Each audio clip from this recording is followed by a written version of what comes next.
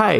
तो ये problem solving series का 6th वीडियो है और मुझे उम्मीद है कि आपको अब तक के सारे पार्ट्स पसंद आए होंगे। ये एक नया चैनल है, ग्रोइंग चैनल है एंड होपफुली ऐसे ही कंटिन्यूड रहेगा। ठीक है, तो ये आज हम थोड़ा सा ओल्ड स्कूल जा रहे हैं, ऑफ कोर्स, जैसे कि मेरा पढ़ाने का तरीका भी होता है काफ़ी ओल्ड स्कूल।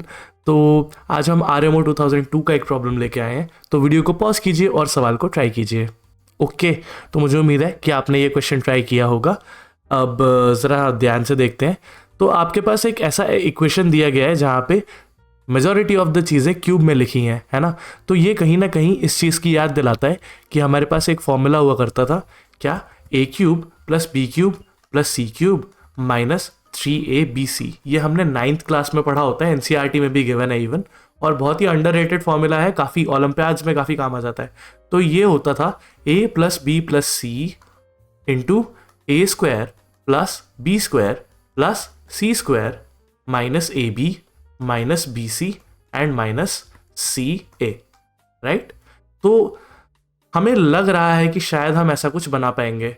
और एक और चीज़ होता था, इस चीज़ को एक सिंप्लीफिकेशन और मिलता था कि अगर आपको गिवन है कि ये क्वांटिटी 0 पे जा रहा है, तो आपको जो रिजल्ट मिलता है वो कुछ ऐसा मिलता है कि a³ b³ और c³ जो है, आप इसे सिंप्लीफाइड करके लिख सकते हैं 3 × abc।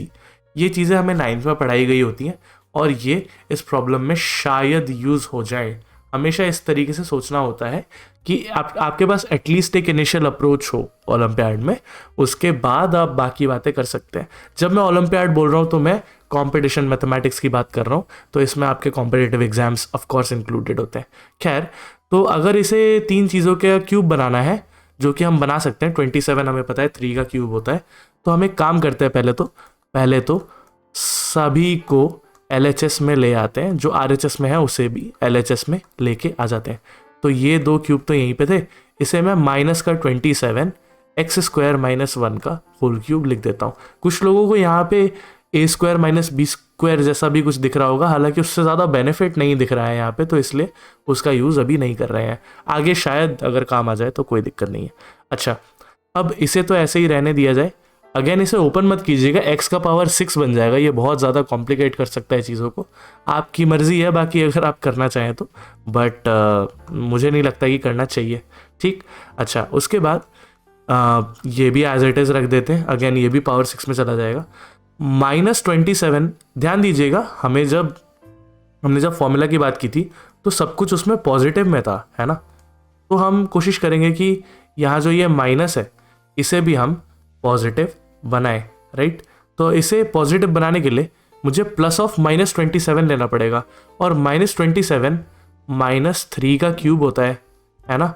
और क्यूब क्यों लिख रहा हूँ, ताकि मैं होल क्यूब बनाने की प्रक्रिया कर सकूँ, राइट। तो ये -3 और ये दोनों होल क्यूब में आ जाएंगे, और ये -3 अंदर मल्टीप्लाई हो जाएगा अगले स्टेप में। तो जो हमें रिजल्ट मिलेगा वो कुछ इस प्रकार का होगा। मुझे उम्मीद है कि ये आइडिया समझ में आ रहा है कि हम कहाँ जा रहे हैं इससे। तो ये -3 अगर मल्टीप्लाई होता है अंदर, तो ये -3x का स्क्वायर है, और माइनस ऑफ माइनस प्लस का 3 है, और ये होल क्यूब आ गया है। ठीक है, तो अब ये दिख रहा है a³ + b³ + c³ = 0 को फिलहाल छोड़िए, हमें इस पार्ट को सिंप्लीफाई करने के बारे में सोचना है। अच्छा, ध्यान दीजिएगा, इसको हम 3abc लिख पाते थे जब ये अंदर की सारी चीज़ों का एडिशन 0 होता था। तो जब भी आप ऐसे किसी सिचुएशन में पहुँचे, जब भी आप ऐसा कुछ फेस कर रहे हो, तो हमेशा एक चीज़ चेक कर लीजिए कि इन सबको ऐड करके आपको कहीं 0 तो नहीं मिल रहा है। तो हम ये कर लेते हैं। तो पहले मैं तीनों चीज़ों का एडिशन करके देख लेता हूँ। तो आई थिंक जो फर्स्ट चीज़ हमें दिया था वो था x² + x - 2, ये पहला चीज़ था।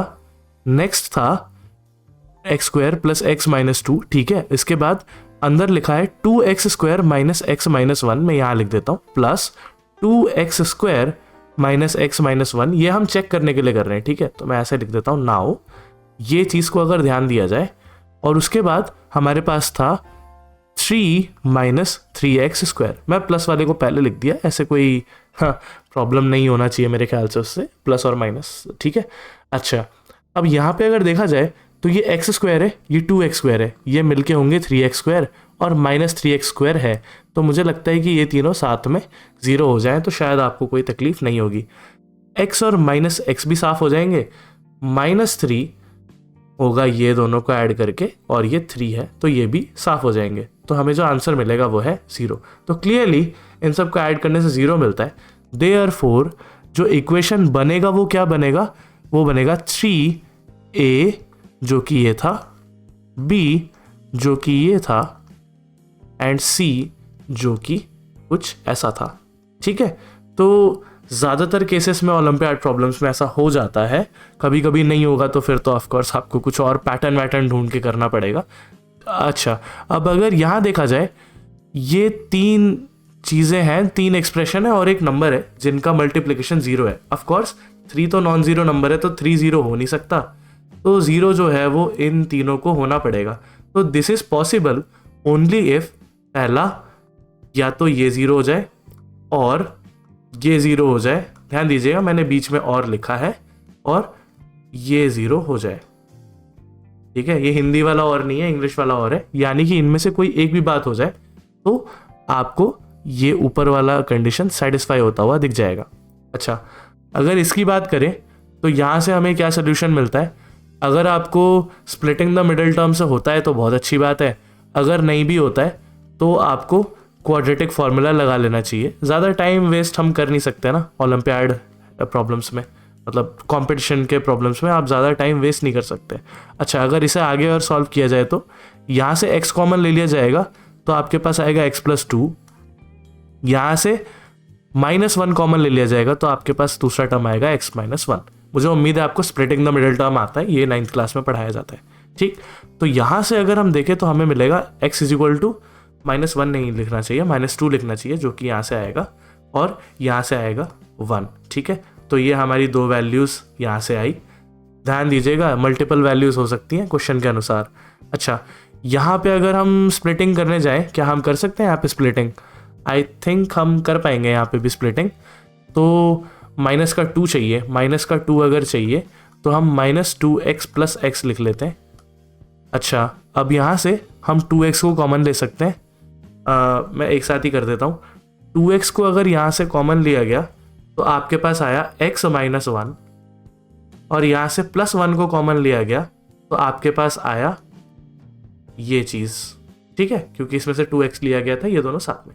अच्छा, अब इसके बाद यहाँ से आएगा x = 1 एक आएगा और x = -1/2 आएगा इस वाले ब्रैकेट से, राइट। अच्छा, तो ये हमारे पास और 2 वैल्यूज हो गई। एंड फाइनली हम अगर देखें तो हमारे पास ये तो है ही, इसे सीधा सीधा हम सॉल्व कर सकते हैं। इसमें से -3 कॉमन ले लेते हैं तो हमारे पास आएगा x² - 1 = 0।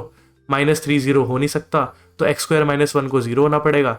x² - 1 को x-1 × x+1 लिखा जा सकता है। ठीक है, मैं यहाँ बीच में ये और लिख देता हूँ सो दैट कि आपको क्लियरली दिखाई दे। ठीक है, x² - 1 x² + 1 = 0।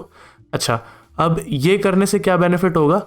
ऑफकोर्स सिंपली निकल जाएगा, या तो x -1 आएगा या फिर x 1 आएगा। ठीक, अच्छा, अब तो आप देख ही सकते हो 1 आ रहा है तीनों में।